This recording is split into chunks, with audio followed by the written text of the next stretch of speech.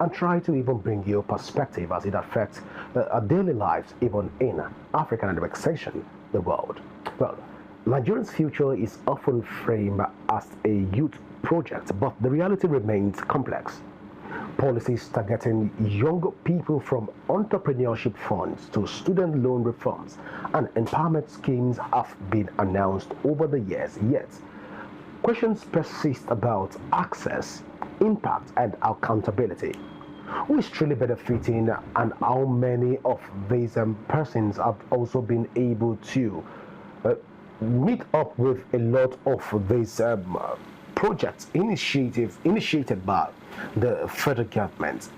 Many still face unemployment, limited capital, and shrinking opportunities. So, where does policy meet reality? And what does success actually look like for the country's largest demographic? Well, today on Correro, we will try to interrogate all of the success rates, the realities, and the policies initiated by the government in order to help you even make informed decision. Tonight, I'm being joined by a youth advocate and also the convener of the southern part of Nigerian Investment Summit, and they will be helping us put these issues in perspective. Please go nowhere as Correro continues immediately after this break. Well, you're welcome back. Well, I'll be joined. I'm being joined by the person of Etukudo, and who is helping us even understand a lot of issues are even the present issues in Nigeria. But before then, let's even talk about the old Nigerian youth project. But and what is the reality right now? Well, policies targeting people from entrepreneurship funds, student loan reforms, and empowerment scheme have been announced by the President Bola Ahmed Tinubu's administration. But then, where are we with all of these issues? Well, recall that prior to this time we had the all issues, all policies introduced by previous administration, from the Goodluck Ebele Jonathan administration targeting the youths. And then we also saw what played out during the late President Muhammadu Buhari's administration across the board.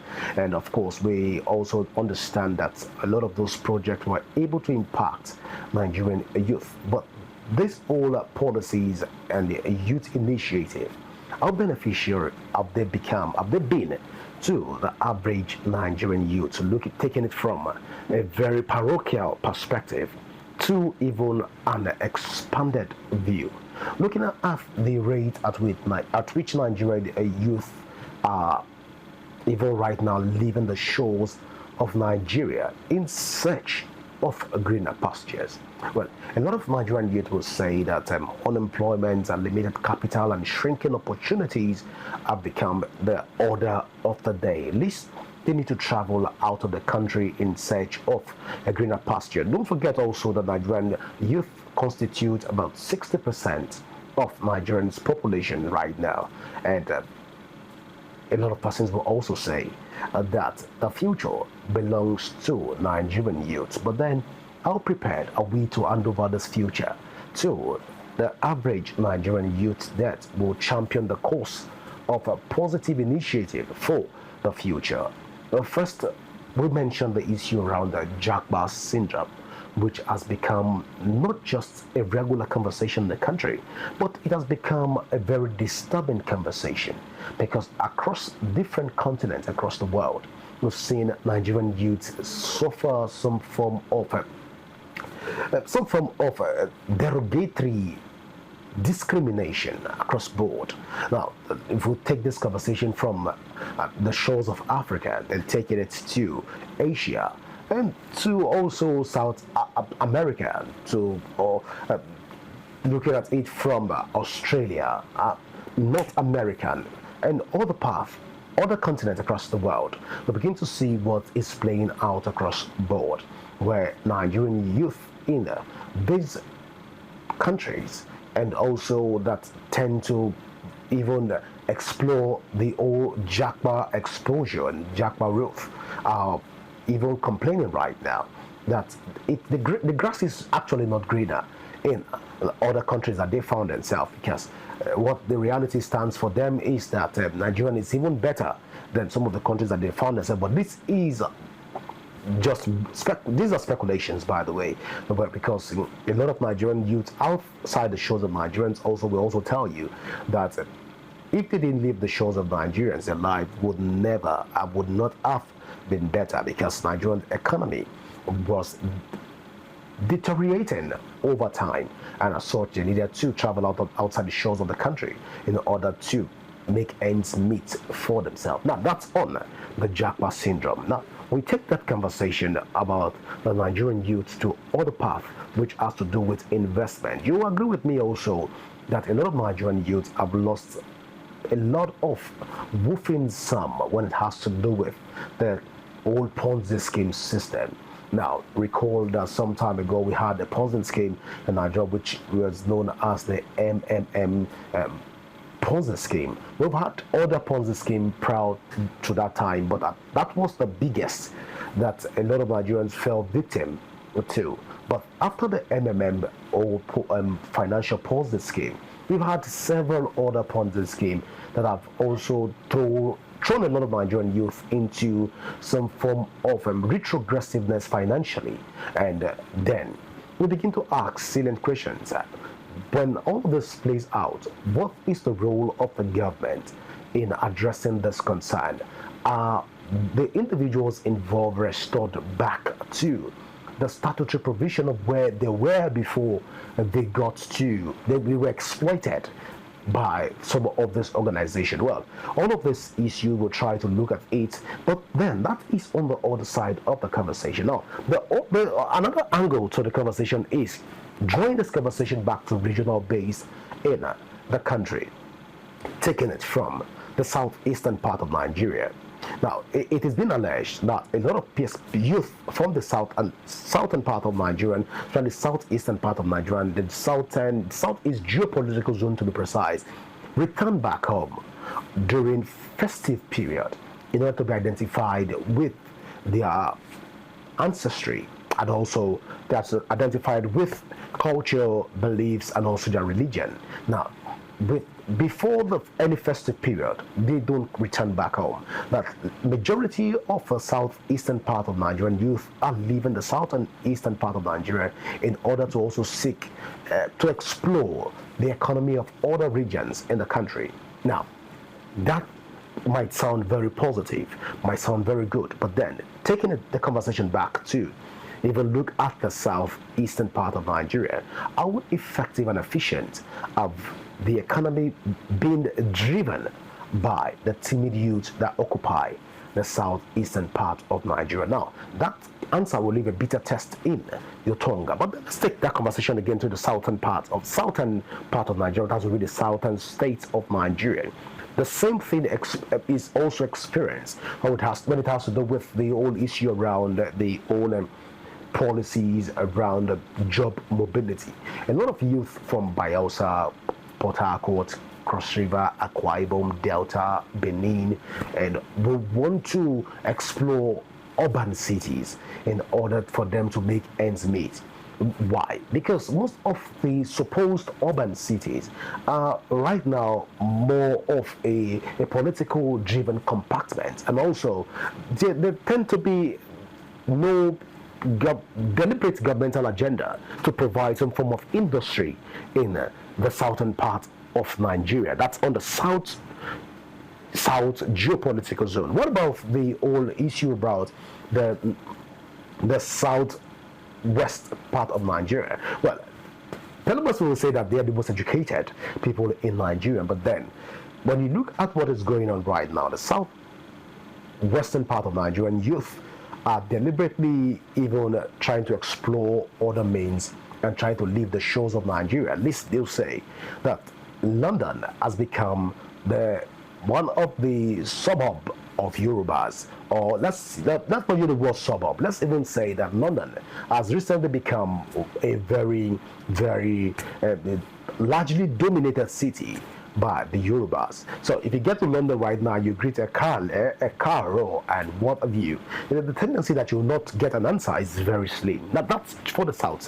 Now let's take this. That's for the southern geopolitical zone. Now let's take this conversation to the North, taking it from the North Central. Now, which is known for its agrarian positivity and its agrarian strife.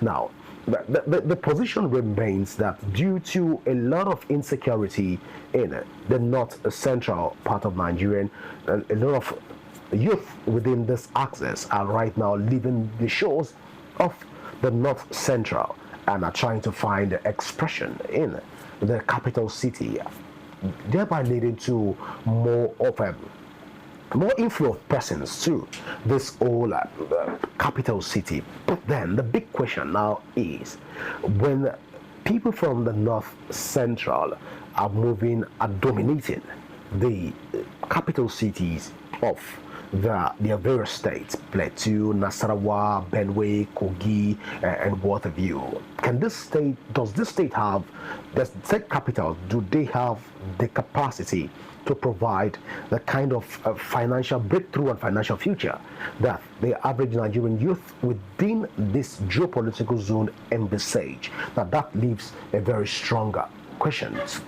We leave that to the various governors to bring us up to speed on what they are doing in order to address that concern. Now, not even leaving the south and the northwestern part of Nigeria and the northeastern part of Nigeria, which is also bedeviled by a lot of economic hardship in those axes. Not forgetting that some of this economic hardship is being even driven by the whole incident of insecurity in this region. Now, we will try tonight to look at the issues around the Nigerian youth interrogating policies. We'll try to look at the success rate. How successful have we been so far with our policies initiative? Or are this just another fantastic rhetorics, theatrics, and if you like, you can even use the word idioms that are created by politicians to create some form of comfort and succor to the Nigerian youth without even trying to fulfill all of this. How many Nigerian youths in the scale, how many Nigerian youth in the whole strata of development have actually benefited from the government? It will say, for example, that the target of this social structure and the whole strata of the Nigerian youth using a bar chart and a statistical framework is around 60% of Nigerian total population. We'll now begin to ask, have 30% of Nigerian youth actually benefited from the government policies? Have 30%, which forms the average of all of this, been able to also enjoy some form of dividends of democracy? And as such, Nigerian youth can say that the government in general is a performing government. But we'll try to x-ray all of that, looking at the success rate, and we'll also look at the realities on the ground. How far have we come, and what should be done, and what can we do in order to enhance the growth rate? Well, this is still Convener. We'll take a short break right now, and we'll return. We'll dive into the conversation. Please go nowhere.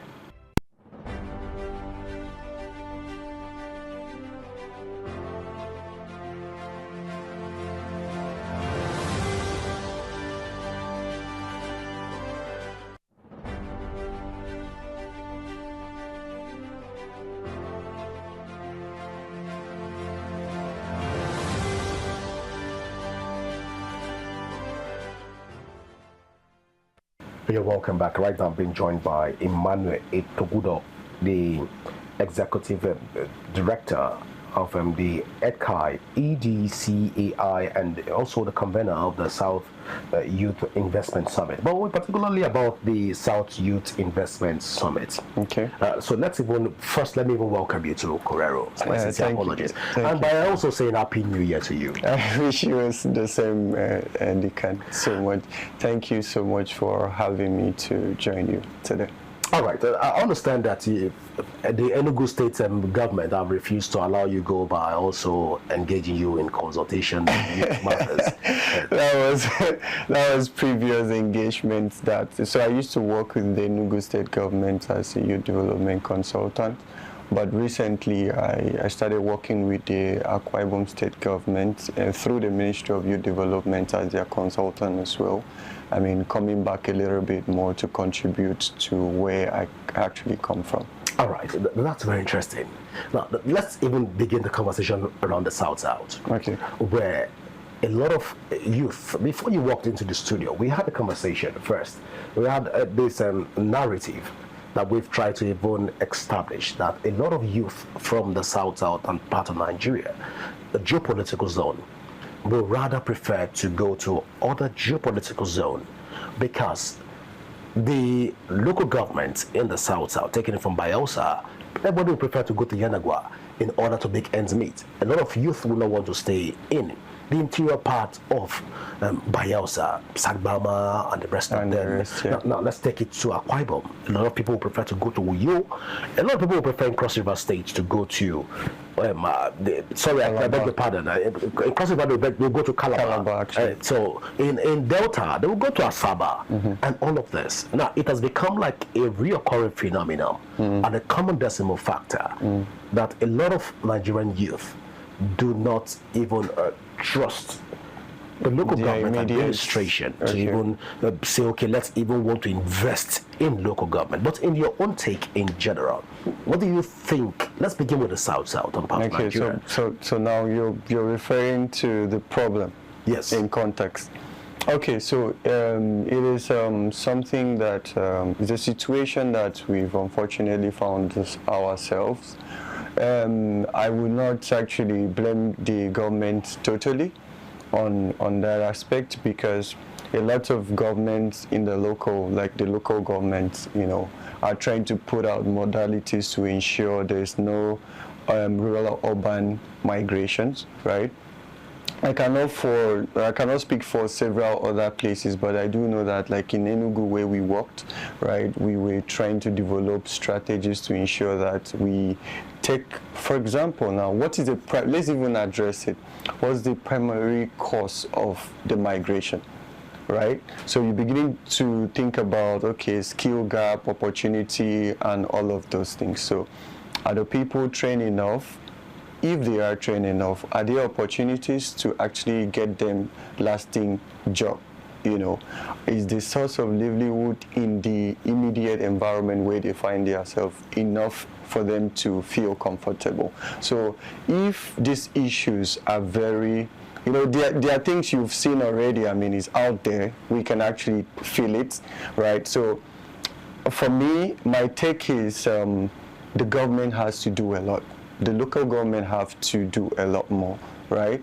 Right now, autonomy has been given to them to operate, I mean, they have budgets that they operate on. So how do you translate the budgeting to actual projects that would bring in a meaningful value to young people, especially the ones at the hinterlands, like you've mentioned?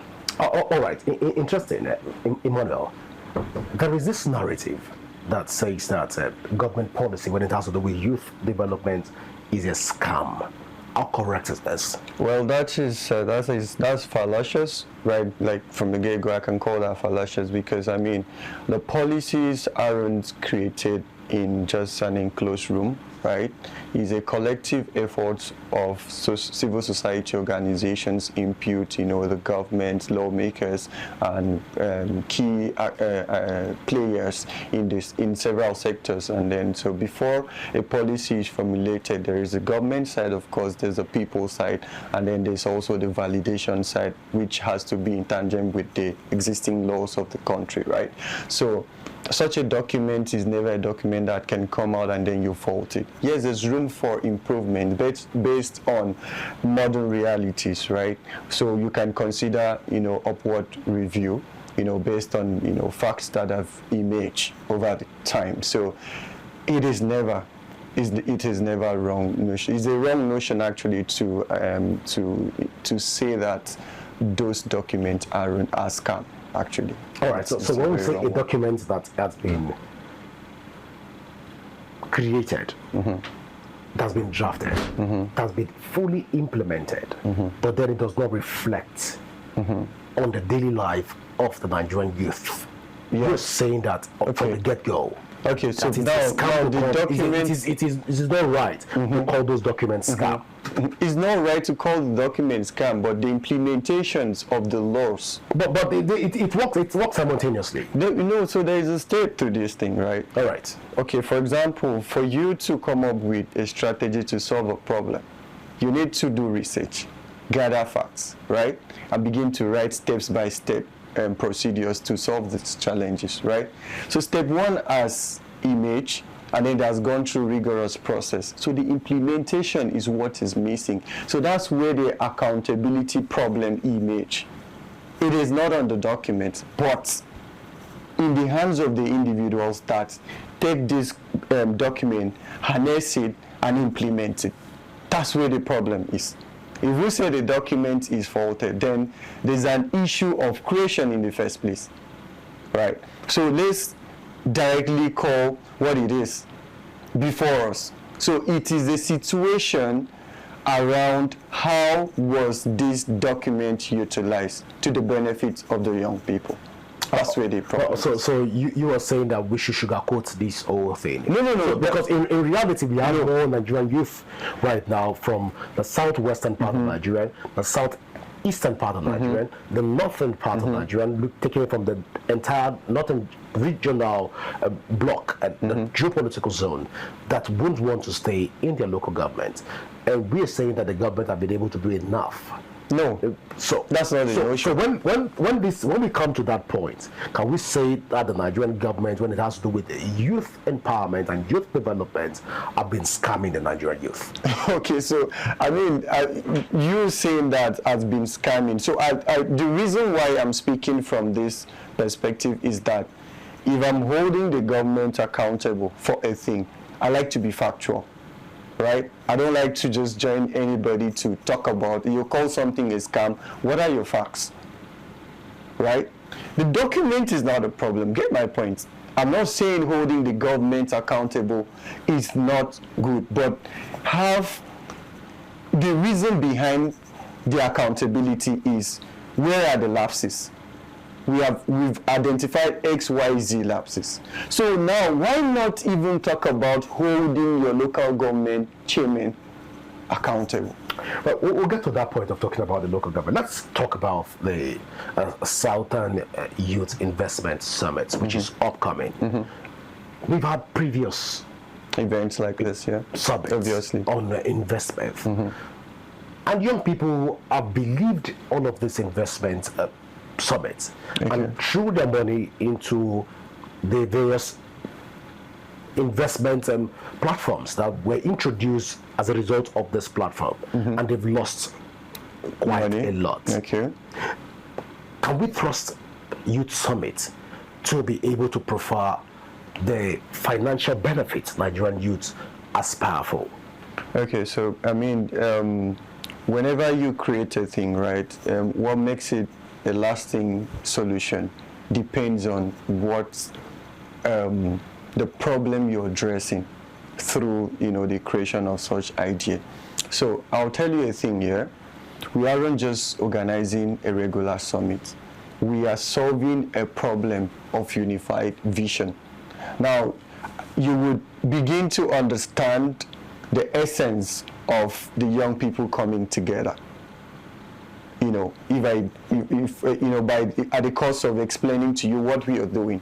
And then you can then tie it down to the issues that we have discussed like some minutes ago. So now the Southern Youth Investment Summit addresses one concern. First concern is, how do we come together as a region? Now, not this time as South-South, not Southwest, not Southeast. But now coming together, the three regions, 17 states coming together to discuss the economic blueprints or framework for young people, for the prosperity of young people across the three regions. There will be seminars. Yes. There'll be symposiums. Yes, there'll be workshops. There's going to and be. There's going to be some form of exposures. Yes. Of investment platform to young people. No. That's totally. All right. That's totally not what our coverage is. So all right. The idea is to create technical documents that will create a platform for the young people to be recognized during economic blueprint of the national.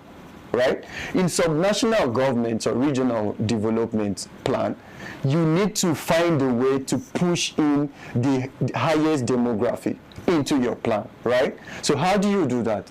By written laws, by engagement, by policy documents. So what we are going to come up with as deliverables from the event are technical documents that would foresee the establishment of several things. For example, there would be an establishment of the Southern Youth Investment Fund. Now, the Southern Youth Investment Fund is not a platform where young people put money, but rather a platform that we intend to mobilize financing to go through that, so that a young person in Igbo that is into fishery can have access to financing to upscale their business through that fund. The regulations and everything will be handled by the company that we brought on board to handle the investor and company relations. Do you get? So this is not an avenue, it's not one of those summits. Again, we have the core of this summit as 4 core pillars that we have. So we do have consolidation, innovation, investment, and also advocacy. These are thematic areas that if you begin to look at it, there are issues on all of them. For example, like I would like to take maybe like the innovation and upskilling pillar. We need to begin to prepare our people, or continue to prepare our people to be market ready, especially in emerging fields like artificial intelligence and the likes, the gig economy, the creative sector, and the likes, right? So this summit is not just where we want to gather. You agree with me that a lot of Nigerian youths have experienced a lot of summits. Yes, obviously, I do. Into scam platforms and stuff. Involved financially into different platforms. You've mentioned companies. The reality for a lot of Nigerian youth is the organizers of summits tend to partner with different companies in order to get some form of percentage from this company as benefit for putting all of this together. That's on one hand. The other hand says that a lot of Nigerian organizers of summit are also bent on benefiting from two sides and also exploited the young people. You are an organizer, so I'm throwing this up for you. Should we be scared of Nigerian youth trusting your platform with the simple fact of not being exploited? So there's never exploitation in the conversation that we've had so far. So we would rather... You're putting up a summit, and of course, most of these things are born out of summits. I don't want to mention names, but I have a lot of companies. I'm trying to just protect the names of the companies. Yes, so I'm not faulting you. Yes. You're right to actually, say these things. I mean, it happens, every day. But this summit is not about exploitation of the young people. And then again, it's not an opportunity for a company who intends to exploit the youth to leverage our platform and execute their plan. No, it's never that. What we are doing is we're identifying young people and strategically positioning them for funding opportunities.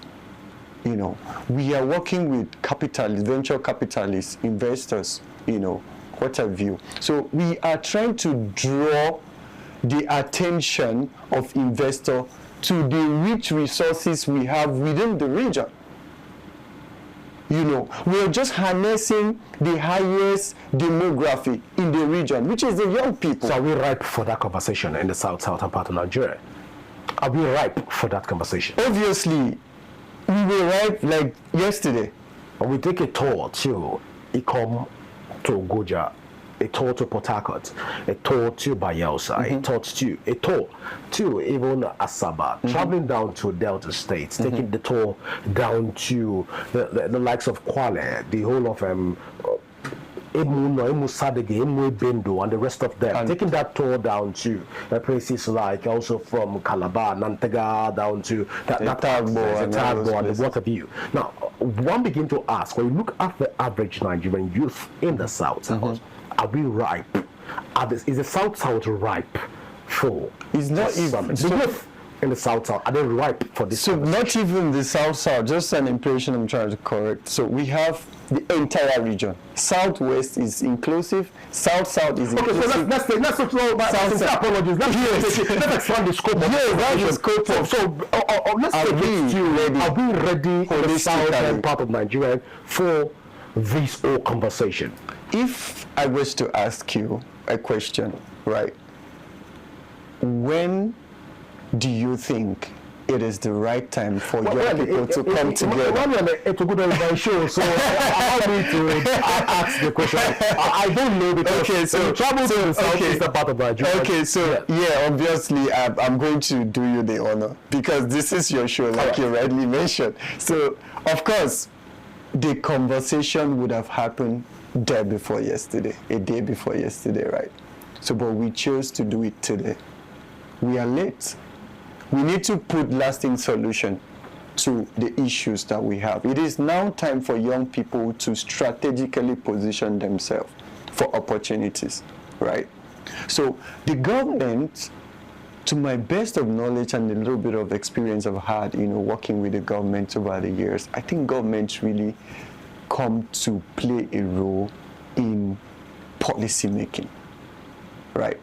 So as a people, you should actually try as much as possible to be involved in the policy creation process because that has a major effect economically on the outcomes within this region.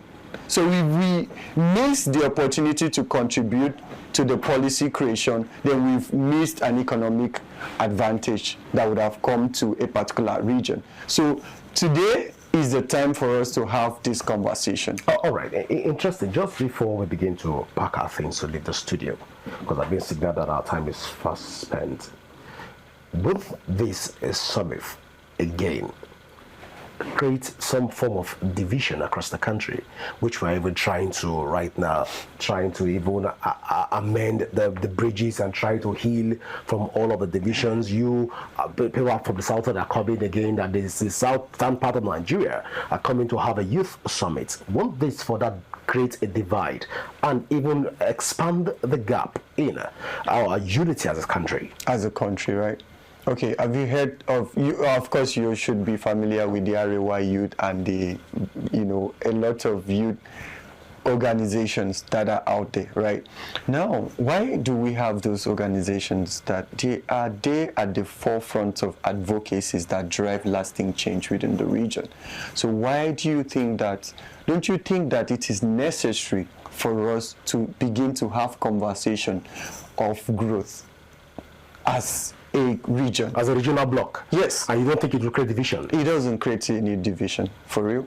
Well, the Arewa Youth Forum has not necessarily been about the people from the north central region.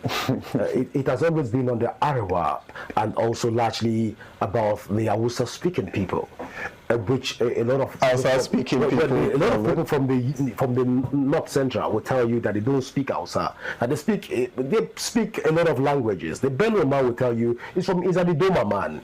The man from Nasarawa will tell you that he speaks. Even the Benue man will tell you from Igedi. A man from Nasarawa will tell you that he speaks multiple languages, from Tiv down to other languages in Nasarawa. Also, Plateau State will tell you they have different languages that they speak in Plateau. So they'll say that the Arewa Forum is not necessarily about this, but then you've coming out with all of this. Okay. Will this further divide the cracks? Okay. Now let me even. I'm not holding brief for Yeah. So to buttress my point a bit more, I mean, we have a situation of an imbalanced growth trajectory. Whether you want to agree to it or not, there is lapses in in the southern region. Now, it is a collective success if we can add value to this part of the country, this region, right? Because when we speak about fake or whatever proceeds that comes from the region, we are talking about one Nigeria, right? So they not stand to benefit from the resources that the South has as well. So it's vice versa. So, but then if one region is so marginalized to a point that it doesn't have the growth trajectory in comparison to other regions, then the country suffers as a whole, one whole, right? So we are trying to solve the problem of the country, not dividing. Not divide the cracks. I'm telling you the truth. All right. Let me agree that I've listened to you, and Nigerians have listened to you at this point in time. I wish we had more time to even look at the issues, because I have a lot of issues to even discuss with you when it has to do with the Nigerian youth, the southern part of Nigerian youth, and also the Nigerian Youth Council, where I get involved in all of this, trying, because I understand also that you are the communication person for the Nigerian Youth Council. It has a previous. I'm just saying, I understand that you were. Okay, I stand corrected. That you were the communication person for the Nigerian Youth Council, and I wanted to understand all of this. But like I said earlier, that I've been sick that our time is fast spent. We've not scratched the surface of this. We would actually need to reschedule. Yeah, so let's take this to be the part one of this conversation, because we have to bring you back again to help us understand why Nigerian youth from the southern part of Nigeria should get involved in this investment summit. Yes. But then I want to say thank you so much. Thank you so much too for having Etukudo, for finding out time to be with us here. Thank you for having me. I sincerely appreciate this opportunity. And I believe that you're doing a lot, talking about topical issues as it relates to young people, which actually the highest demographic that, if harnessed properly, can actually result in lasting change economically in Nigeria. So you're doing very, very well as well. The problem with telling the politician to tell you thank you at the end of your show is that the politician will likely steal your show, but then it's understandable. I'm not a politician. We have that to do it. You're not a politician, but we understand that you exhibit the penchant of a politician at this point by stealing our show. It's fine. But viewer, this is how far we can go tonight on the Convener. Don't forget that you can join the conversation on our various social media handle currently showing on your screen, and you can also download the Rapid TV app from your Android and iOS devices to keep track of our broadcast. My name is Godwin Sunday. Always remember that peace and unity are the pathways to progress. Do enjoy the rest of your evening. Bye for now.